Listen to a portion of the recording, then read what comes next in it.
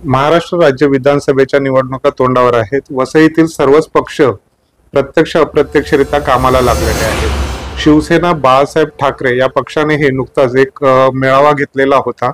या मेळाव्यात कार्यकर्त्यांचा कल जाणून घेण्यात आलेला होता आणि त्यानंतर काही बातम्या आल्या. या बातम्यांतून काही संभाव्य चेहऱ्यांची जी नावं आली, उमेदवारांची नावं आली. आपण नेमकं काय स्थिती होती त्या मेळाव्याची आणि एकंदरीत वसईतलं जे राजकारण आहे ते समजून घेण्याचा प्रयत्न करतोय. आपल्यासोबत शिवसेनेचे तालुका प्रमुख सुदेश चौधरी साहेब आहेत. नमस्कार सर. नमस्कार. गाव गोंगाट मध्ये तुमचं स्वागत आहे. नमस्कार सर. परवाच एक आढावा घेतला तुम्ही. संपर्क प्रमुख तुमचे रवींद्र फाटक साहेब होते. नेमकं काय त्या आढावा मेळाव्यामध्ये झालं? आमचे संपर्क प्रमुख शिवसेनेचे उपनेते फाटक साहेब आले होते आणि त्यांनी या पालघर जिल्ह्यातील 6 विधानसभेचा आढावा घेतला. 6 विधानसभा आहेत. मग 6 विधानसभा शेवटी आम्ही महायुतीमध्ये आहोत. आमचा मित्रपक्ष भारतीय जनता पार्टी आहे आणि मग असं असताना या पालघर जिल्ह्यामध्ये जर विधानसभा लढवायच्या असतील तर आपण कुठल्या लढवायच्या आणि त्या का लढवायच्या, त्याच्यात आपली रणनीती काय असेल, आपलं त्या निवडणुकीचं नियोजन काय असेल, केवळ आणि केवळ हे विषय चर्चेला होते.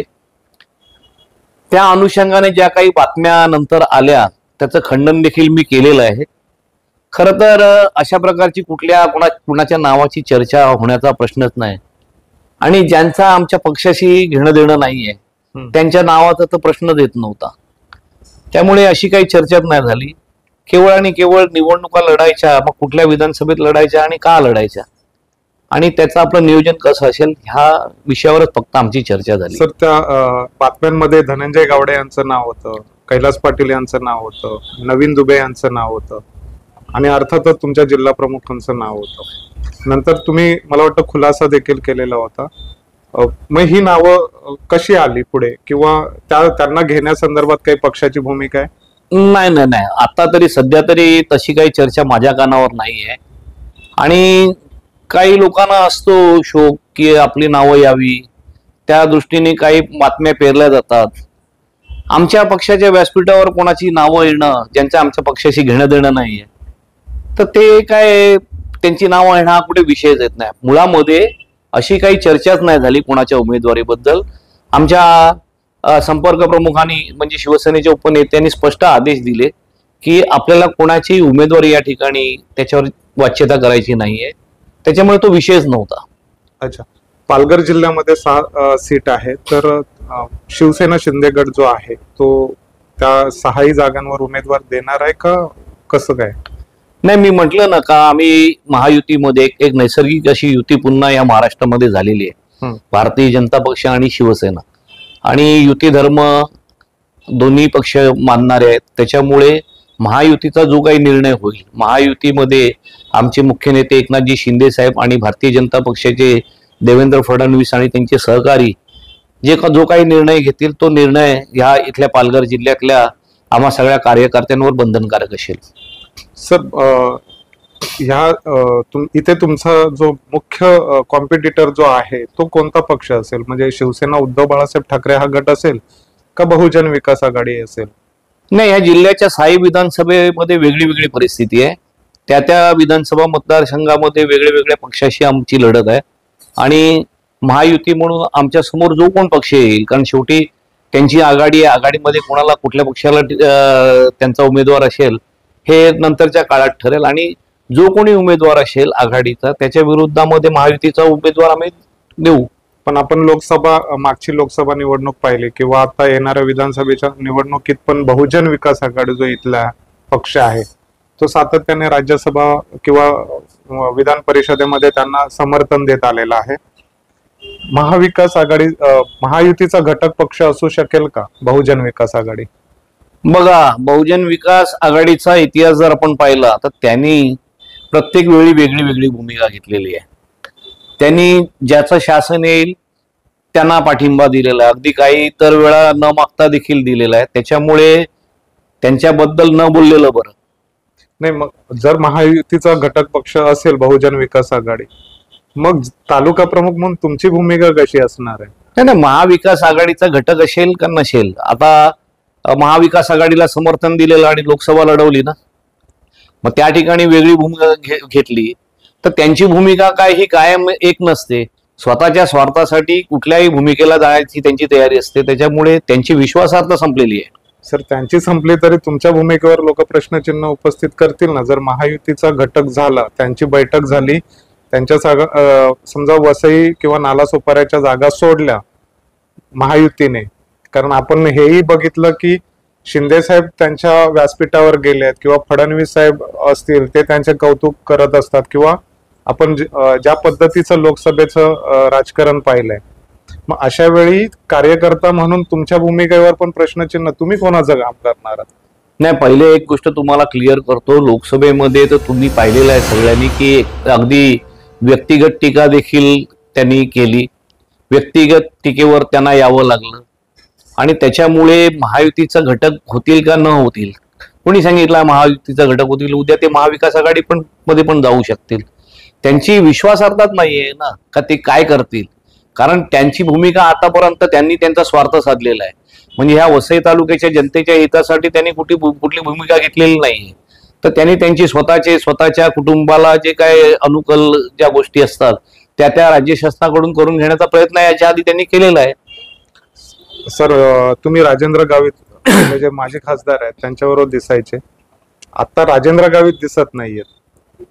विधानसभेत ते उमेदवारी घेतील आणि त्यांचं भवितव्य काय असू शकतं? राजेंद्र गावित ह्या पालघर लोकसभा मतदारसंघाचे खासदार होते आणि खासदार म्हणून त्यांनी फार मोठं असं या जिल्ह्यासाठी काम केलेलं. अगदी या महापालिकासाठी त्यांनी 1000 कोटीचा निधी केंद्र शासनाकडून आणलेला आहे.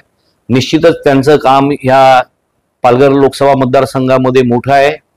त्यांचं सौम्य आणि मृदू जे वागणं आहे हे लोकांनी अप्रिशिएट केलेलं आहे. अतिशय लोकप्रिय असे ते खासदार होते, परंतु त्यांना तिकीट ते शिवसेनेत होते, त्याच्यामुळे ही सीट आहे ती भाजपाच्या वाटेला गेली आणि भाजपाने सावरा साहेबांना तिकीट दिलं. राजेंद्र गावितांना देखील न्याय मिळेल, ते आज भारतीय जनता पक्षात आहेत, परंतु त्यांना मानणारा एक वर्ग पालघर जिल्ह्यामध्ये आहे, त्यांच्यावर प्रेम करणारा त्यांचा चाहता वर्ग एक त्यांचा आहे, त्याच्यामुळे निश्चितच त्यांना न्याय मिळेल, त्यांना विधानसभेचं तिकीट मिळावं अशी आमची देखील इच्छा आहे. सर, आता मुख्य एका प्रश्नाकडे मी येतोय. तुम्ही बहुजन विकास आघाडीमध्ये पहिल्या फळीतले नेते होते, तुम्हाला अभ्यासू नेता म्हणून तुमची ओळख होती. कालांतराने तिथे काहीतरी असं बिनसलं तुमचं, तुम्ही बहुजन विकास आघाडी विरोधात बंडाचा झेंडा रोवला आणि बाहेर पडलात. हो, त्यानंतर म्हणजे या अगोदर अशा कधी घटना घडलेल्या नव्हत्या. जर घडल्या असतील तर तितकीशी प्रसिद्धी तुम्हाला जी मिळाली किंवा तुम्ही ज्या पद्धतीने बाहेर पडलं तितकं कोणी पडलेलं नव्हतं. आता त्यानंतर मागच्या 3 वर्षानंतर अशा छोट्या मोठ्या लाटा बहुजन विकास आघाडीत येत असतात. कालच प्रथम महापौर राजू पाटील यांच्या नाराजीची चर्चा रंगते म्हणजे आता राजकारणात. तुम्हाला त्याबद्दल काय वाटतं? खरोखर ते नाराज असू शकतील का आमदार हितेंद्र ठाकूर यांच्यावर ते दबाव टाकण्याचा प्रयत्न करतायत? मग बहुजन विकास आघाडीचं एकंदर कार्यपद्धती बघितली तर साधारण 1915 आपले 2015 नंतर जे काही महापालिकेच्या निवडणुकीत मताधिक्य मिळालं आणि बहुजन विकास आघाडीचे नगरसेवक मोठ्या प्रमाणात निवडून आले, त्याच्यानंतर बहुजनच्या नेतृत्वाला जो काही गर्व आला, जी काही अहमपणा त्यांच्या अंगी आला आणि त्याच्यामुळे आपल्या ज्येष्ठ सहकाऱ्यांचा अपमान करणं, 4 चौघात त्यांची मानहानी करणं, त्यांना अर्वाच्य भाषेमध्ये बोलणं, हे प्रकार वाढू लागले. आणि त्याच्यामुळे मीच नाही तर माझ्यासारखे बरेचसे लोक जे अगदी सुरुवातीपासून म्हणजे सुरुवातीला काँग्रेसमध्ये आम्ही होतो, काँग्रेसमधून हितेंद्र ठाकूर बाहेर पडले आणि त्यांनी वसई विकास आघाडी निर्माण केली. आम्ही त्यांच्या जोडीला सगळे जण काम करू लागलो, परंतु कालांतराने परिस्थिती काहीतरी वेगळी झाली आणि आज जी काय परिस्थिती आहे की ज्येष्ठांना मान न देणं, त्यांचा जाहीर अपमान करणं, हे जे काही प्रकार वाढले त्याच्यामुळे मीच नाही तर माझ्यासारखे बरेच लोक जे सुरुवातीपासून आहे ते बरेचसे लोक नाराज आहेत. आता अर्थात माझा स्वभाव वेगळा आहे, त्याच्यामुळे मी बंड केलं, मी आरोप केले, डायरेक्ट पक्ष नेतृत्वावर आरोप केले आणि मी बाहेर पडलो. बरेचसे लोक माझ्याही पेक्षा त्यांच्यावर अन्याय झाल्यात, परंतु ते सहन करतात. प्रत्येकाचा शेवटी स्वभाव असतो. आणि काही जण विचार करत असतील आता 60 झाली, आता कशाला विरोधात जायचं, म्हणून काही बिचारे निष्क्रिय झाले, काही चूप बसले. परंतु ही प्रक्रिया ही चालूच आहे. आणि अलीकडच्या काळात तर जे विद्यमान आमदार आहेत छोटे, त्यांची जी काय कार्यपद्धती आहे ती तर कार्यपद्धती अतिशय वेगळी आहे. म्हणजे त्यांच्या दृष्टीने तर आमच्यासारखी जी लोक आहेत जे अतिशय वाईट परिस्थितीमध्ये, मी तुम्हाला सांगतो, म्हणजे 1991 नंतर जी काही कारवाई झाली या वसई विरारमध्ये, आमदार हितेंद्र ठाकूरांना 18 महिन्याचा कारावास भोगावा लागला. त्या काळामध्ये कोणीही नव्हतं, कोणीही. म्हणजे अगदी सगळे चांगले चांगले लोक जे होते ते पळायचे. पण तशा बिकट परिस्थितीमध्ये सुद्धा आम्ही लोक तिकडे उभे राहिलो. आम्ही त्यांची साथ नाही सोडली, आम्ही त्यांना कधी वारावर नाही सोडलं, तर आम्ही त्यांच्या जोडीला राहिलो, त्यांच्या जोडीला लढलो आणि प्रचंड प्रमाणात विजयी देखील झालो. परंतु आज ती परिस्थिती नाही आहे. आज कसं, आज म्हणजे एक नवीन काहीतरी प्रकार करायचा, विद्यमान आमदार आहेत ते काहीतरी त्यांचं वेगळं सर्कल, मग त्यांच्या माध्यमातून सगळा कारभार बघायचा. म्हणजे अगदी ठेकेदारी मधलं तुम्हाला सांगतो की 10-20 लाखाच्या कामामध्ये पण त्यांना इंटरेस्ट, ती पण सर्वसामान्य कार्यकर्त्यांनी कामं करायची नाही, तर सगळं त्यांच्या टीमनीच करायचं. खरं तर हितेंद्र ठाकूरांनी ज्यावेळी ह्या सगळ्या गोष्टी केल्या तेव्हा त्यांनी आपल्या सहकार्यानं आपल्या कार्यकर्त्यांना मोठं केलं. परंतु ह्या आमदारांची तर कार्यपद्धतीच वेगळी आहे. म्हणजे आपल्या वरिष्ठांना किंवा आपल्या ज्येष्ठांना मान देणं तर बाजूलाच राहिलं, परंतु त्यांना कुठे विचारात न घेणं, त्यांच्याकडे दुर्लक्ष करणं, त्यांच्याकडे ढुंकून नाही पाहणं, ह्या सगळ्या गोष्टी असंतोष तर आहे. नाही, ही जी नाराजी आहे ती व्यावसायिक क्षेत्रामधून येते का तुम्ही म्हणता तसं ज्येष्ठांना मान वगैरे मिळत नाही म्हणून आहे? बघा, प्रत्येक जो मनुष्य असतो ना, त्या प्रत्येक मनुष्याला स्वतःचा सेल्फ रिस्पेक्ट असतो. असतोच, बरोबर. आणि त्याच्यामुळे हा जर रिस्पेक्ट कुठेतरी वारंवार हे व्हायला लागला तर त्याची प्रतिक्रिया येते ना. आज मी जो काही ज्या प्रकारे बाहेर पडलो, हा त्याच्यातलाच भाग आहे. आणि मी सांगितलं तसं बरेचसे लोक नाराज आहेत, पण आता कुठे जायचं, ह्या वयामध्ये कशासाठी वाईटात जायचं, म्हणून काही लोक नाईलाजाने चूप बसलेत. नाही, पण अशा जेव्हा चर्चा घडतात ना तेव्हा दोन मतप्रवाह आपल्या लक्षात येतात. कोणत्याही पक्ष स्थित्यंतर होत असतात. मग जुने लोक नव्याने येणाऱ्या लोकांविरोधात आहेत असं म्हणायचं का? नव्यांना संधी मिळायला नको? नाही, निश्चितच माझं तर म्हणणं आहे की नव्यांना संधी मिळाली पाहिजे.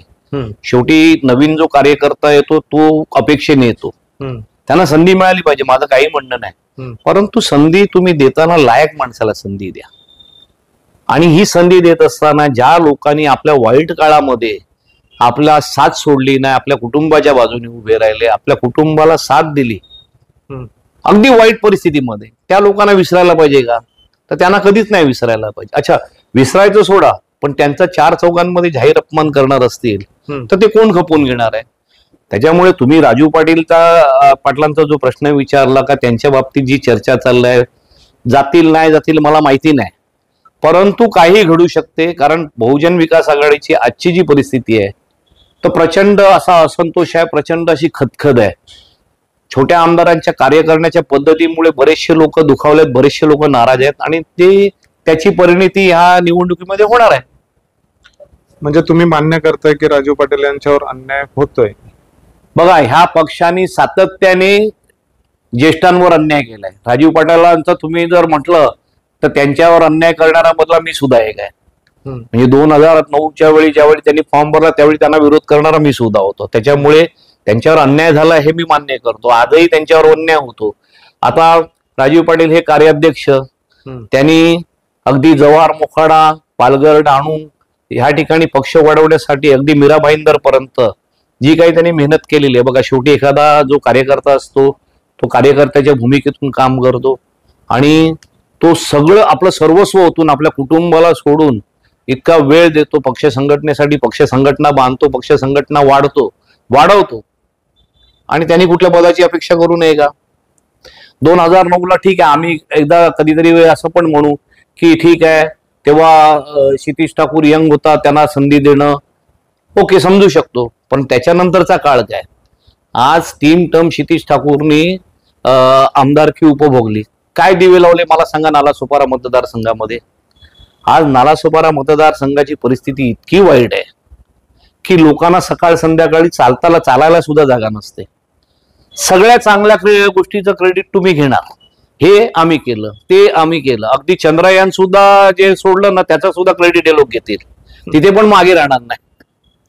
पण कुठल्या वाईट गोष्टीचं क्रेडिट नाही घेणार. ते आमचं नाही तर ते प्रशासनाचं आहे. म्हणजे महापालिकेवर सगळं ढकलायचं आणि आमदार म्हणून आमचं काय कर्तव्य नाही. मग तुमचं आमदार म्हणून तुमचं काम नाही, मग तुम्ही महापालिकेच्या प्रत्येक कामामध्ये ढवळाढवळ करतात. आज महापालिकेचे कितीतरी असे प्रोजेक्ट आहेत की गेले अनेक वर्ष रखडलेले आहेत. म्हणजे आज आपल्याकडे वेळ कमी आहे, पण तुम्हाला एकच उदाहरण देतो. आता विरार पश्चिमेचं जे म्हाडामध्ये अद्ययावत क्रीडा संकुलाचं काम चालू आहे, आज किती वर्ष ते काम चालू आहे.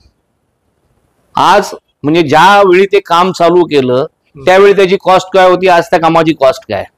हा शेवटी लोकांचा पैसा आहे ना. शेवटी जो काही पैसा कर रूपाने लोक देतात त्या पैशातून महापालिका काम करते.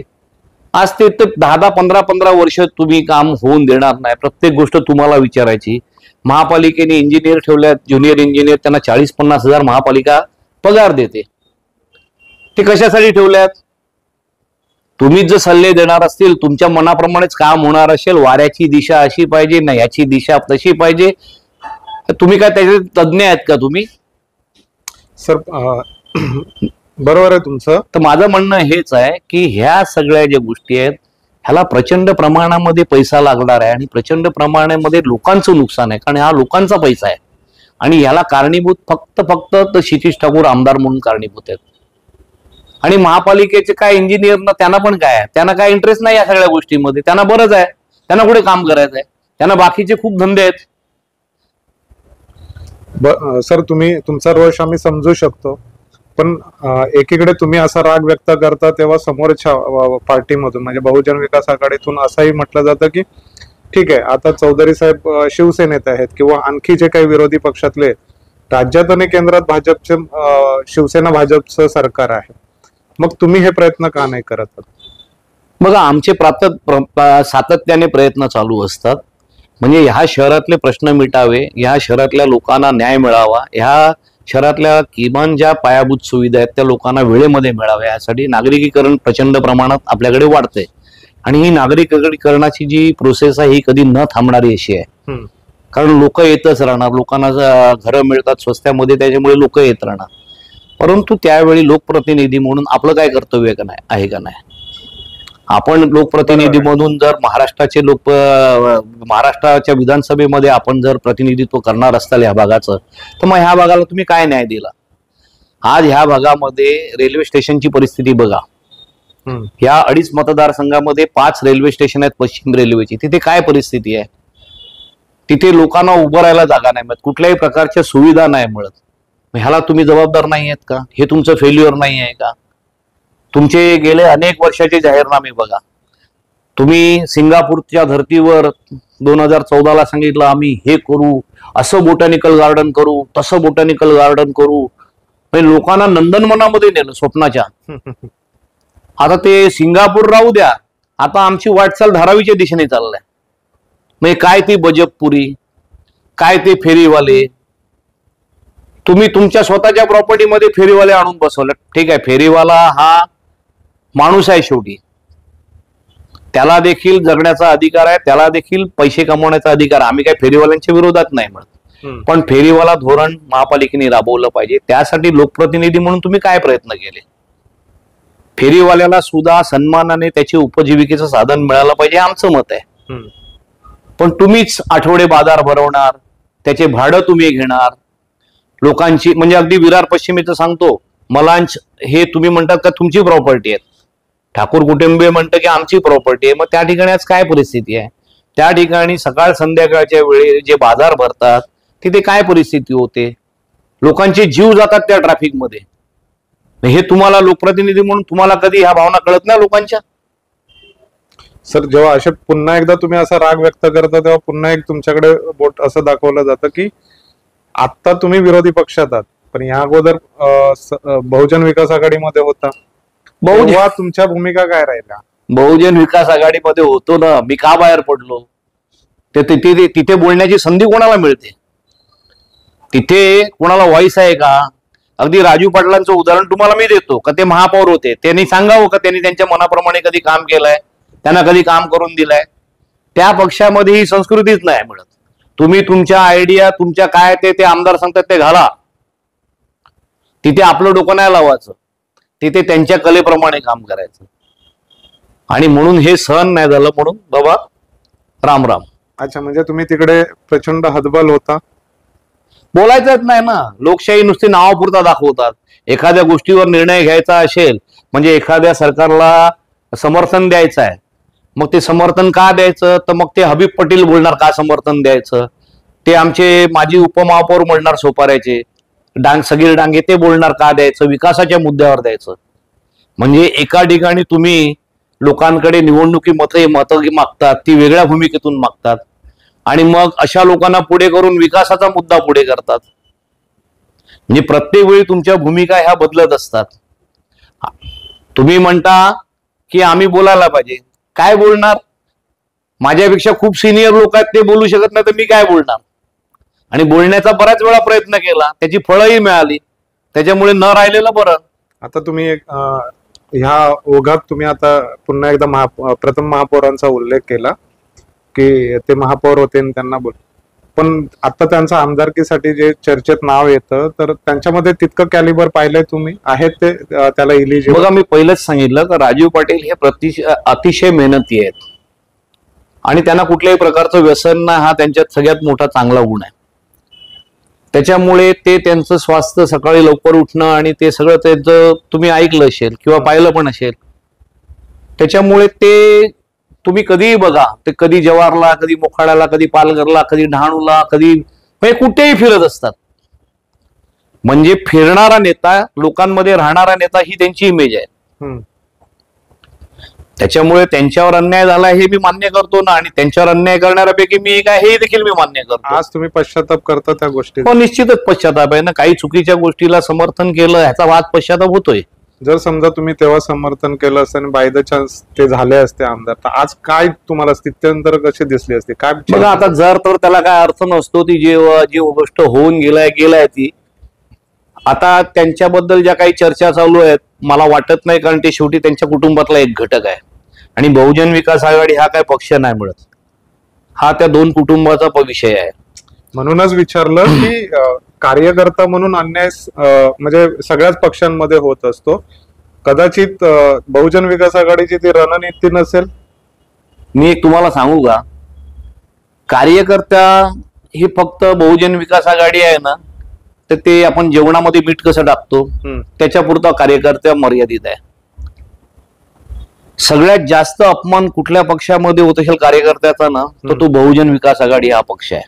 अच्छा, जिथे कोणालाच मान सन्मान नाही, जिकडे पदाधिकाऱ्यांना मान सन्मान नाही, तिकडे कार्यकर्त्यांची काय गोष्ट करता? हा, पण निवडणुकी करता मग त्यांचा तो असतो कार्यकर्ता हा माझा हे ते, आणि बिचारे कार्यकर्ते काय, त्यांना बिचाऱ्यांना पुढचं काय माहित नसते, पुढे काय होणार आहे. बरोबर. त्यांना साधी तुम्ही ठेके पण देत नाही. आजच्या घडीला अशी परिस्थिती झाली, कार्यकर्त्यांना ठेके पण देत नाही. त्याच्यावर पण त्यांच्या पोटावर पाय आणलाय तुम्ही.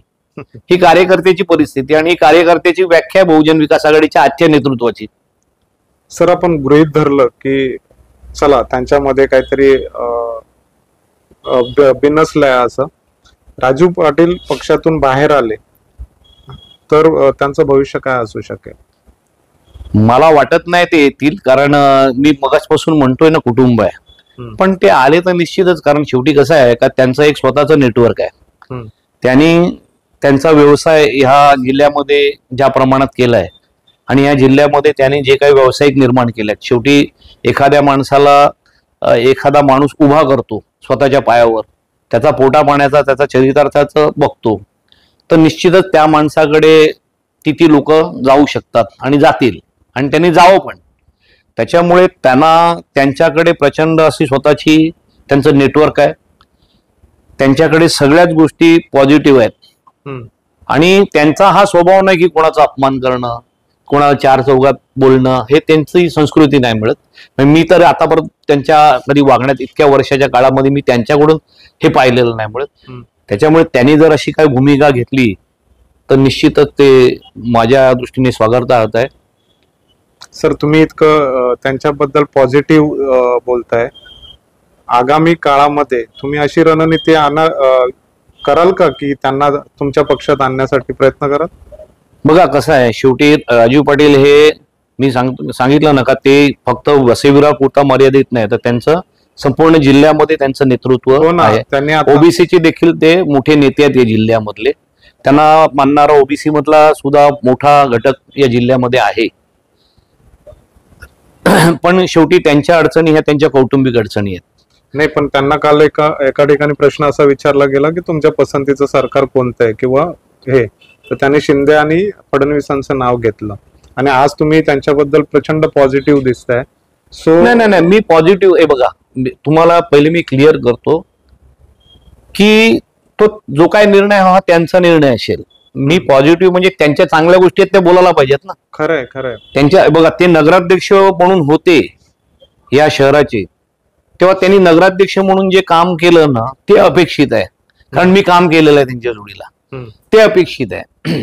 सगळ्यांना घेऊन, सगळ्यांना एकत्र करून, सगळ्यांना विश्वासात घेऊन योजना आणणं, त्याची कामं करणं, आणि विशेषतः म्हणजे त्यांना कुठल्या कॉन्ट्रॅक्टमध्ये इंटरेस्ट नाही. अच्छा, आज मी कॉन्ट्रॅक्टचं का म्हणतो तर तुम्ही सगळ्या गोष्टीमध्ये पैसे मागणार, तुम्ही ठेकेदाराकडे 17% मागणार, त्या 17% ठेकेदाराने तुम्हाला द्यावे, त्याच्यानंतर त्या ठेकेदाराने 9-10% पालिकेतल्या अधिकाऱ्यांना द्यावे. तो काय कमवणार ठेकेदार? मग तो ठेकेदार त्या कामाचीच वाट लावणार ना, त्या कामाचाच तो गोंधळ करणार सगळा. मग तो रस्ता, जर त्या रस्त्यामध्ये जे अमुक अमुक घटक आहेत ते तो नाही करू शकणार, कारण त्याला परवडणारच नाही. मग तो 5 वर्षाचा रस्ता 1 वर्षातच उखडला जाणार आहे. मग ह्या सगळ्या गोष्टीला कारणीभूत कोण आहेत? तर तुम्ही जर लोकप्रतिनिधी म्हणून आहात, म्हणून राजीव पाटीलच्या काळामध्ये जी कामं झाली ती टेंडरमध्ये जे काही घटक होते त्या स्पेसिफिकेशनने ती कामं झाली. अलीकडच्या काळामध्ये टेंडरमध्ये सगळा घोटाळा आहे. सर, मग अडचणी कुठे येतात? आता तो पालिकेत प्रशासक आहे आणि प्रशासकांवर तुमच्या शिंदे सरकारचं हे वचक आहे. बघा, राजकारणामध्ये हे तडजोडी असतात, सगळ्याच पक्षाला तडजोडी कराव्या लागतात. दुर्दैवाने यांच्याकडे 3 आमदार, आणि मग ह्या 3 आमदारांची जी मतं आहेत मग ती विधान परिषदेच्या आमदारांसाठी निवडणुकीसाठी लागतात. ती स्थानिक स्वराज्य संस्थांच्या जे उमेदवार असतात आमदार म्हणून त्याच्यासाठी लागतात, राज्यसभेसाठी लागतात. त्यावेळी राजकीय पक्षांना ही सगळी गरज लागते. मग राजकीय पक्ष कुठेतरी यांची मनधरणी करतात. मग ही हातबलता कोणाची आहे? केंद्र आपला नाही, मी काय म्हटलं, बघा, हे नाही, हा आजचा विषय नाही मिळत, तर हा सगळ्या ठिकाणचा विषय आहे. ज्या ज्या राज्यामध्ये अशी परिस्थिती असते, ज्या ठिकाणी अपक्ष असतात, त्या अपक्षांचा भाव तर याच्यामुळे तो बदलतो ना. आणि मग हे लोक ह्यांच्या जी 3 मतं असतात का जी काही मतं असतात ज्या ज्या ठिकाणी, त्याची बार्गनिंग ते वेगळ्या प्रकारे करतात. लोकांना दाखवताना ते दाखवतात का की आम्ही लोकांसाठी आणतात एक योजना, पण स्वतःच्या स्वार्थाची जी 10 कामं करतात ती कुठे लोकांसमोर येतात? नाही, त्या गोष्टी सर बरोबर आहेत, पण राजकीय परिस्थिती बघता मग तुम्ही अशी कोणती आशावादी आहात की बहुजन विकास आघाडीला या येणाऱ्या विधानसभा निवडणुकीत पराभूत म्हणजे त्यांना हरवू शकाल? बघा, माझं तर म्हणणं असं आहे, तुम्हाला मी एक सांगतो की त्यांची एकंदर कार्यपद्धती आणि त्यांचं जे काही वागण्याचा आतापर्यंतचा जो इतिहास आहे ना, ते काय तिसऱ्या कोणाला आमदार होऊन देतील असं मला वाटत नाही. त्याच्यामुळे मी नाही तर माझी बायको आणि माझा मुलगा तर आहेच. मग तो किती काम करतो, त्याची काय कॅलिबर आहे, हा भाग वेगळा, पण तो केवळ माझा मुलगा आहे म्हणून त्याला उमेदवारी मिळाली पाहिजे. तुम्हाला एक उदाहरण देतो मी. आमची महासभा होती 2015ची, जी आमची टर्म होती, आमची महासभा होती, आणि या महासभे चालू असताना एक मेसेज आला की पुढच्या वेळचं महापौर पद हे महिलांसाठी राखीव झालं. आता त्या महासभेमध्ये अर्थात त्यावेळी आमच्याकडे चेहरा होता त्या भारती देशमुख सगळ्यात सिनियर, त्याच्यामुळे साहजिकच सगळ्यांनी त्यांचं अभिनंदन केलं, विरोधी पक्षातल्या लोकांनी केलं. मग त्या ठिकाणी शिरीष चव्हाण होते, राजन नाईक होते, राजन पाटील होते, बऱ्याचशा लोकांनी भारती वहिनींना शुभेच्छा दिल्या. आता ते कसं होतं, नॅचरल होतं, म्हणजे काय ते कोणी ठरवून नाही केलं का. त्या ह्या पक्षातल्या एक सिनियर, ह्या पक्षातल्या त्या एक चेहरा, आश्वासक चेहरा होत्या, त्यांची जी कार्यपद्धती होती.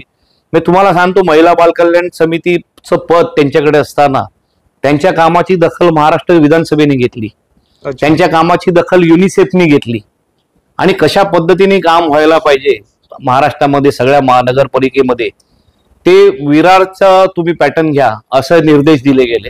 इतकं त्यांनी चांगलं काम केलं. परंतु ह्या शुभेच्छा त्यांना इतक्या महाग पडल्या, कारण त्यावेळी महापौर कोणाला बनवायचं हे लगेच आमदारांच्या डोक्यात आलं, आणि त्या भारती देशमुखांची ग्रहदिशा फिरली. पालिकेमध्ये एक असा गट तयार झाला का ज्यांनी स्वतःच्याच पक्षातल्या सभापतींवर आरोप चालू केले, वेगळ्या वेगळ्या माध्यमातून आरोप करायचा, त्यांना टार्गेट करायचं. म्हणजे त्यांचं जे काय मॉरल आहे ना, ते मॉरल संपवायचा प्रयत्न केला. का तर त्या महापौर पदाचे उमेदवार होऊ नये, त्यांनी स्वतःहून सांगू का बाबा मला नाही इंटरेस्ट, कारण प्रवीणा ठाकूरांना आमदार बनवायचं, महापौर बनवायचं होतं. आणि मग बिचारा त्या भारती देशमुख एकट्या पडल्या, त्यांची पक्षात मानहानी व्हायला लागली. अगदी म्हणजे तुम्हाला सांगतो, 1992ला ज्यावेळी कला क्रीडा होता, आमदार हितेंद्र ठाकूर त्यावेळी जेलमध्ये होते. पोलिसांचा प्रचंड असा दबाव होता, धरपकड व्हायची कार्यकर्त्यांची, कार्यकर्त्यांना मारहाण व्हायची. बहुजन विकास आघाडी म्हणजे त्या काळची वसई विकास आघाडी संपवायची असं पोलिसांनी विडा उचललेला. त्या प्रसंगामध्ये भारती देशमुखांसारखी लोक उभी राहिली. कला क्रीडा त्यांनी यशस्वी केला, मायकल फुटॅडो पण होते. त्या वाईट परिस्थितीमध्ये त्यांनी कला क्रीडा यशस्वी केला, कुठे खंड नाही पडून दिला. कालांतराने मायकल फुटॅडो मतभेदामुळे सोडून गेले, भारती देशमुख इथेच राहिल्या. भारती देशमुख आता जसं मी सांगितलं की नंतरच्या काळामध्ये त्या भारती बहिणींची इतकी मानहानी झाली की एका सभेमध्ये त्यांच्या हातातला माईक काढून खेचून घेतला. अच्छा. म्हणजे एकेकाळी ज्या आश्वासक चेहरा होत्या, एकमेव चेहरा होत्या बहुजन विकास आघाडीमध्ये महिलांचा, पुढे त्यांची परिस्थिती हे अशी झाली का त्या निवेदन म्हणून करत होत्या, त्यांच्या हातून माईक खेचून कोणाला तरी नवीन, ठीक आहे नवीन लोक आणा, तुम्ही तुमचे आवडते लोक आणा, त्यांना काय द्यायचं ते द्या, त्यांना अगदी तुमच्या मनाप्रमाणे त्यांना पद द्या, काय करायचं करा, आमचं त्याच्यामध्ये काय नाही, कारण शेवटी तुम्ही पक्ष नेतृत्व आहेत. पण म्हणून ज्यांनी संघर्ष केलाय, ज्यांनी वाईट काळात साथ दिलाय, ज्यांनी वाईट काळामध्ये तुम्हाला मदत केलाय, त्यांना किमान अशा पद्धतीने अपमानित करू नका. आणि तुम्हाला सांगतो सगळ्यात वाईट काय ते, त्या भारती देशमुखांनी या सगळ्या गोष्टीचा इतका धसका घेतला, त्यांना जी काही ट्रीटमेंट मिळाली का शेवटी त्या हार्ट अटॅकने गेल्या. पण त्याच्या मागचं एक रिझन हे ह्या सगळ्या गोष्टी आहेत. कारण त्या कधीतरी एकट्या बसायच्या, कधीतरी एकट्या राहायच्या, विचार करत राहायच्या. इतक्या प्रचंड त्यांना मनस्ताप या सगळ्या गोष्टीचा झाला आणि दुर्दैवाने त्यांच्या हार्ट अटॅक मध्ये मृत्यू झाला.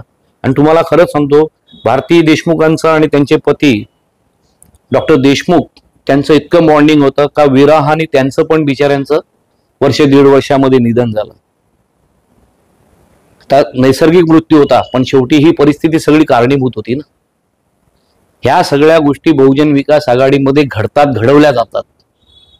सर तुम्ही म्हणजे एखाद्याला पद द्यायचं नसेल किंवा एखाद्याला त्याला मोठंच होऊन द्यायचं नसेल तर कशा पद्धतीने खाली आणायचं, कुठल्या पद्धतीने त्याची अवहेलना करायची, त्याला कुठल्याही प्रकारचं लिमिटेशन नाही. अतिशय वाईट पद्धतीने हे सगळं केलं गेलं आणि हे सगळ्यांना माहिती आहे. बहुजनच्या ज्या त्या काळामध्ये जी आम्ही कामं केलेली लोक आहेत, हे आम्हाला सगळ्यांना माहिती आहे कुठल्या पद्धतीने हे लोक वागू शकतात, कुठल्या खालच्या याच्यावर जातात. आणि त्याच्यामुळे ह्या सगळ्या गोष्टी घडणारच आहेत. आता सहन करायची ताकद सगळ्यांची संपलेली आहे. खरंय सर. पण त्यानंतरही आपण बघत आलोय की बहुजन विकास आघाडीची संघटनात्मक ताकद असं म्हणतात की जास्तीची आहे. आमदार हितेंद्र ठाकूर यांचा करिश्मा दिसत आला. तर ही जी मोड बांधून ठेवलेली आहे, तर मला एक सांगा की अशी कोणती ताकद त्यांच्यामध्ये आहे? इव्हन तुमचे जे वरिष्ठ येतात जे राज्यातून किंवा केंद्रातून, त्यांनाही बांधून ठेवण्याची त्यांच्याकडे अशी कोणती शक्ती आहे?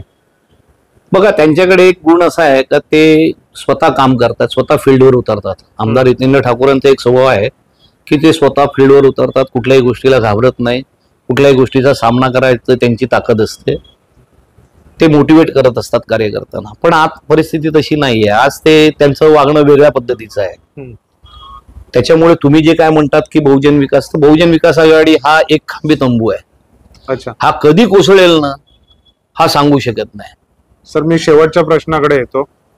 तुम्ही म्हणाले की हितेंद्र ठाकूर एक खंबी तंबू आहेत. ते त्यांनी पक्षासाठी काम केलंय, पण दुसऱ्या फळीतली जे आता नवीन ते आजही करतात. म्हणजे त्यांना अनेक प्रकारच्या व्याधी आहेत, अनेक प्रकारची दुखणं आहेत. ते त्यांच्या बघा, त्यांचं जे चांगले गुण आहेत त्याच्या चांगल्याबद्दल पण मी बोलतो.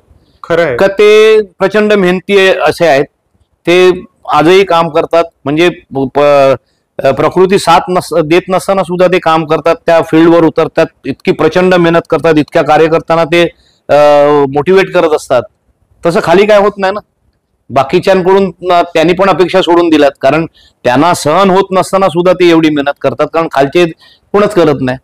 सर, मग आता येणाऱ्या काळामध्ये इतकं सगळी त्यांची संघटनात्मक ताकद असताना किंवा आपण बघतोय ते तुम्ही संघटनात्मक ताकद बघा, हा खोकला आहे तुम्हाला सांगतो. हा जो भोपळा आहे हा कधी फुटेल ना हे सांगता येत नाही. मी काय म्हणतो की या भोपळ्याला तुम्ही कशा पद्धतीने फोडणार आहात आणि तुमचं मी किंवा आम्ही म्हणजे विरोधी पक्षातले जे कोणी फोडायची गरज नाही. ह्या सगळ्या ऑटोमॅटिक गोष्टी होणार आहेत. शेवटी बघा, त्याची काठी बोलते.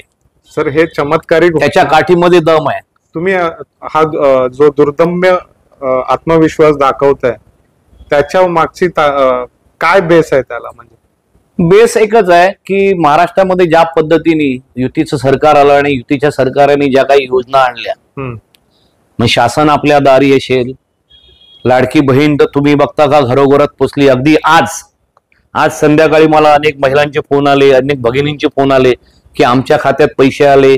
कोणाला 1500 आले, कोणाला 4500 आले. म्हणजे ज्यांना 2 हप्ते मिळाले नव्हते ते 2 हप्त्याचे पैसे आज आले. अतिशय खुश महिला वर्ग आहे. अतिशय खूप अशी चांगली योजना आहे महिलांना आपल्या पायावर उभं राहण्यासाठी, महिला सक्षम होण्यासाठी. ही योजना महाराष्ट्राच्या मुख्यमंत्र्यांनी, उपमुख्यमंत्र्यांनी त्यांच्या सगळ्या कॅबिनेट मधल्या सहकार्याने आणली आणि ही योजना संपूर्ण महाराष्ट्राने उचलून धरलाय. मुख्यमंत्र्यांचं आणि उपमुख्यमंत्र्यांचं ज्या पद्धतीने काम चालू आहे महाराष्ट्रामध्ये, निश्चितच आश्वासक असं परिस्थिती महाराष्ट्रामध्ये निर्माण झालेली आहे आणि त्याचा फायदा ह्या महायुतीला या निवडणुकीमध्ये निश्चित होईल अशी मला खात्री आहे. सर, हे राज्यातलं झालं चित्र. वसईत तुम्ही कोणत्या पद्धतीने परिवर्तन आणणार आहात आणि तुमच्या काय संकल्पना आहेत वसईसाठीच्या त्या सांगा. काय होणार आहे हे मी आज नाही सांगणार, पण काहीतरी होणार आहे एवढं नक्की. अच्छा, काहीतरी घडेल हे निश्चित. आणि या वसई तालुक्यातल्या जनतेच्या हिताने जे काय होईल ते हिताच्या दृष्टीनेच होईल. आणि आमचा तर म्हणजे कार्यकर्ता म्हणून आमचा एक संकल्प आहे, जो कोणी या भागातला आमदार होणार आहे. बघा, लोकसभेचा कल साधारण कळलेला आहे. लोकांच्या भावना अतिशय तीव्र आहेत. लोक प्रचंड वैतागलेले आहेत, प्रचंड ग्रासलेले आहेत. आणि त्याच्यामुळे लोकांनी एक मनामध्ये ठरवलेलं आहे. त्याच्यामुळे ह्यावेळी कोण रोखू शकणार नाही. म्हणजे बहुजनचे काही नेते म्हणतात की प्रत्येक वेळी परिस्थिती वेगळी असते, लोकसभेला वेगळी असते, विधानसभेला वेगळी असते, महापालिकेत वेगळी असते. ते आता काय होणार नाही. तुम्ही जे काही कर्म करून ठेवलाय गेल्या काही वर्षामध्ये, तो आता तुमचा भ्रमाचा भोपळा फुटणार आहे आणि परिस्थिती बदललेली आहे. लोकांना ज्या पद्धतीने तुम्हाला एक आणखीन एक मी सांगतो तुम्हाला की सत्तेचा गैरवापर किंवा सत्तेची कुमकुमी किंवा सत्तेची मगरुरी कुठल्या प्रकारे यांच्या डोक्यामध्ये गेलाय. MMRDAच्या माध्यमातून ह्या शहराला पाणी मिळावं म्हणून 1300 कोटीची योजना देवेंद्र फडणवीस मुख्यमंत्री असताना मंजूर झाली. मधल्या काळात उद्धव ठाकरेंच्या काळामध्ये या योजनेचं काम बंद होतं. युती शासन आल्यानंतर, भारतीय जनता पक्ष आणि शिवसेनेचं युतीचं शासन आल्यानंतर या योजनेला गती मिळाली. ही योजना मे मध्ये पूर्ण झाली. पण महापालिकेच्या निवडणुका होत नाही. कोविडच्या परिस्थितीमुळे, ओबीसीच्या त्या सगळ्या प्रश्नामुळे महापालिकेची निवडणूक होत नाही. मग ही महापालिकेची निवडणूक कधी होऊ शकते? आणि मग हे पाणी आलं, कारण आम्ही दिवे तर काय लावले नाही. आम्ही गेल्या आमच्या अनेक वर्ष जाहीरनाम्यामध्ये जे काही लोकांना दाखवलं, जे काही लोकांना आम्ही फसवलं, ते काय आमच्यानी झालं नाही. मग केवळ आणि केवळ या योजनेचं श्रेय आम्हाला कसं मिळालं पाहिजे?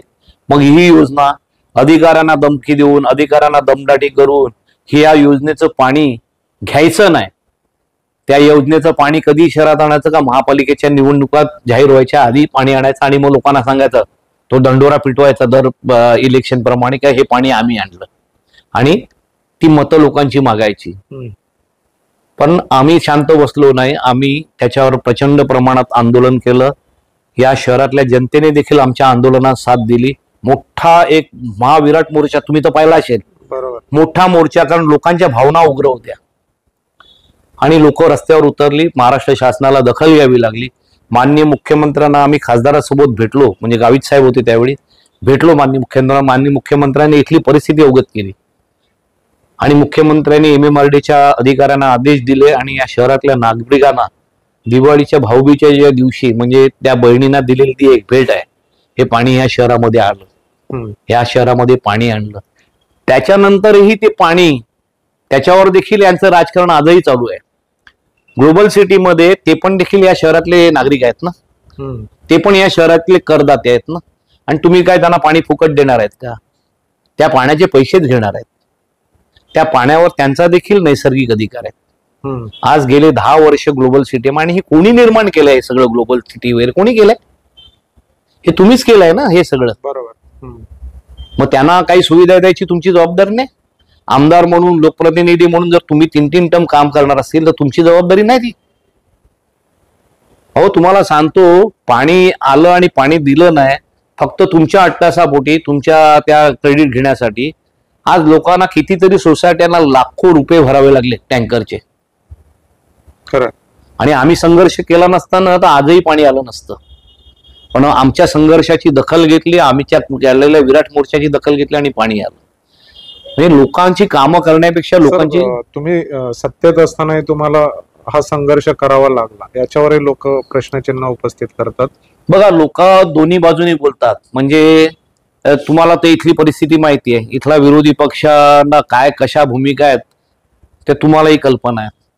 त्याच्यामुळे ते काही प्रश्न उपस्थित करू शकतील. आम्हाला एवढंच कळते की इथले प्रश्न मांडले पाहिजेत. इथल्या समस्या, शेवटी इथल्या लहान सहान समस्या तर काय मुख्यमंत्र्यांना कळणार नाही ना, त्याच्यावर आमच्यासारख्यानेच बोलायला पाहिजे ना. बरोबर. पक्ष संघटना कशासाठी असते? आम्ही आमच्या त्या माध्यमातून आंदोलन करतो. ग्लोबल सिटीला देखील मी, मयुरेश वाघ, आम्ही अजून प्रयत्नशील आहोत.